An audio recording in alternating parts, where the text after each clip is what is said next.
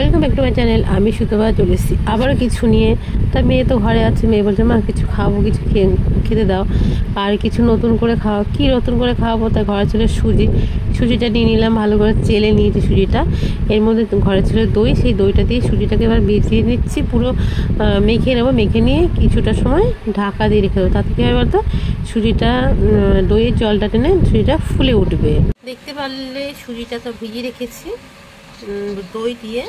আর এখন নিয়ে নিয়েছি একটা পেঁয়াজ, একটা রসুন, একটা আলু আর একটা ডিম। এগুলো পরিষ্কার করে কেটে ধুয়ে নিয়ে আসবো। আর আমার লাগবে সামান্য একটু ময়দা, সেটাও নিয়ে নিয়েছি।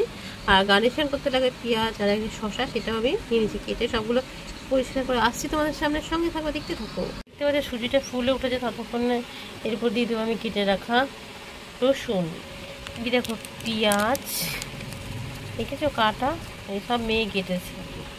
দিয়ে দেবো লঙ্কা, যেহেতু ঝাল ঝাল খাবে বলেছে তার জন্য ঝাল দিয়ে দেবো একটা ডিম, মিহি করে কেটে রাখা কিছুটা আলু দেখো, আর লঙ্কাটাকে ভেজে গুঁড়িয়ে নিয়েছি। এবার সবগুলো একসাথে মেখে নেবো। এখান থেকে একটু ময়দা নিয়ে মেখে নেবো, আর তার সাথে দেবো লবণ দিয়ে ভালো করে মেখে নেবো। কি সুন্দর হয়েছে দেখতে পাচ্ছ। আর সুজিটা না খুব সুন্দর ফুলে গেছে জানো তো। দেখো ফ্রাইং প্যান বসিয়ে দিয়েছি, দিয়ে দেবো সাদা তেল। এই দেখো তো বসিয়েছি, তেল গরম হয়ে গেছে। এবার ছোট ছোট করে শেপ নিয়ে এবার দিয়ে দেবো। এই কিছুই কিন্তু দিইনি, কিন্তু তাও যেন এত সুন্দর সেন্ট বেরিয়েছে, কি বলবো জানো।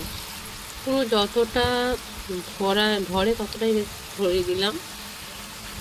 দেখে তো মনে হচ্ছে এক পিঠটা হয়ে গেছে। এবার একে একে সব উল্টিয়ে দেবো। সব জিনিস কিন্তু সস দিয়ে খেতে ভালো লাগে না, বুঝতে পারছো। এটা কিন্তু আমার মনে হয় শুধু খেতেই জাস্ট। আর আমি কিন্তু রেসিপিটা কোথাও দেখে করছি না, এটা আমি নিজের মন থেকেই করছি। এইরকমই জানো তো।